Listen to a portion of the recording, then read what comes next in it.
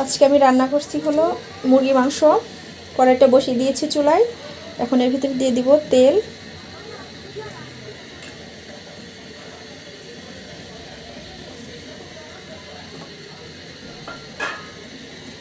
তেলের ভিতর দিয়ে দিচ্ছি আমি 3টা দারচিনির টুকরো, দিয়ে দিচ্ছি 2টা তেজপাতা, দিয়ে দিলাম আস্ত জিরা,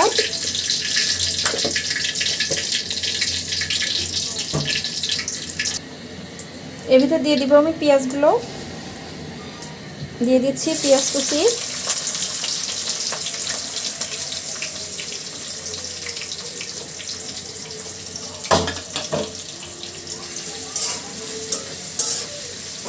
সুন্দর করে পেঁয়াজগুলো ভাজি করে নিব।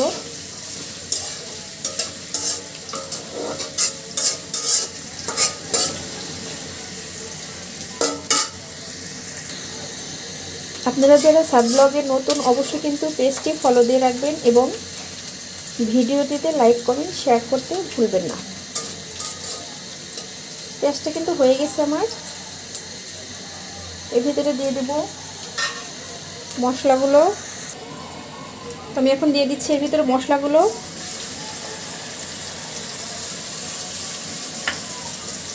তবে এর ভিতরে দিয়েছি আদা, রসুন, জিরা, সাদা এলাচ, কালো এলাচ রয়েছে, সাথে কাঁচামরিচ বাটা। তো মশলাটা খুব সুন্দর করে আমি কষিয়ে নিব। কষানোর জন্য আমি একটু পানি দিয়ে দিলাম।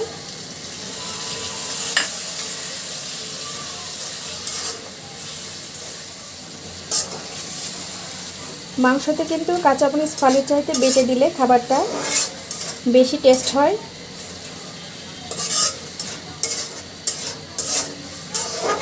চাইলে আপনারা এভাবে কাঁচামরিচ বেটেও রান্না করে খেতে পারেন।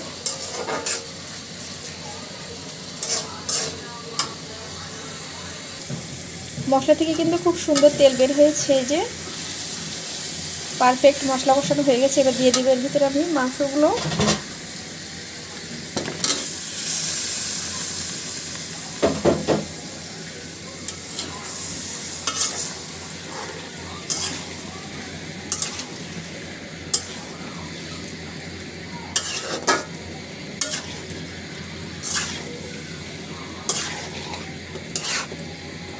কাঁচামরিচ বেটে দিয়েছি, তার কারণে আমার মশলাটা কিন্তু একটু সবুজ সবুজ হয়েছে।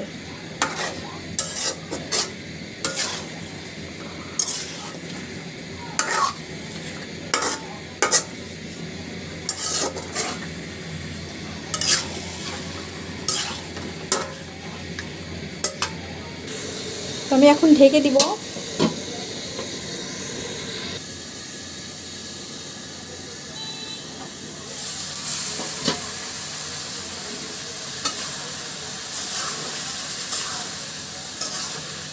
এর ভিতরে কিন্তু আমি এক্সট্রা কোনো পানি অ্যাড করি নাই, মাংস থেকে পানি ছেড়েছে।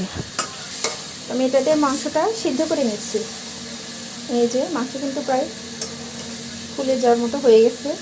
এই যে আর একটু ঢেকে দিব।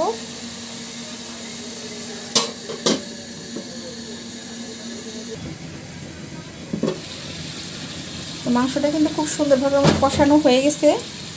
এবার আমি এর ভিতরে ঝোল দিয়ে দিব। এই যে একদম ভাজা ভাজা হয়ে গেছে।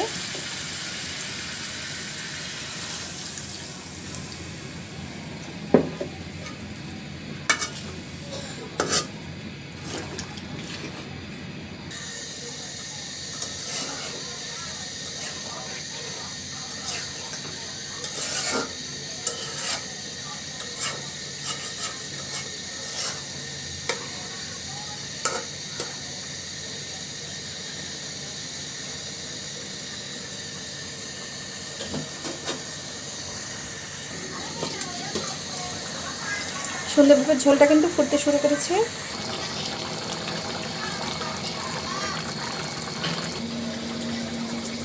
উপরে দিয়ে দিলাম জিরার গুঁড়ো,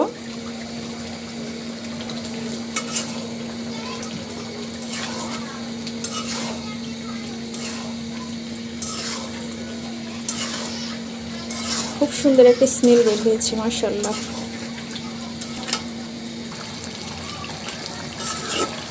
এই যে মাংসটা কিন্তু খুব সুন্দরভাবে সিদ্ধ হয়ে গেছে, মাশাআল্লাহ। দেখতে যেমন লোভনীয় হয়েছে, খেতেও কিন্তু খুব দুর্দান্ত ছিল। তো আজকে এই পর্যন্তই। সবাই ভালো থাকবেন, সুস্থ থাকবেন এবং সব সময় নিজের যত্ন রাখবেন। আসসালামু আলাইকুম, আল্লাহ হাফেজ।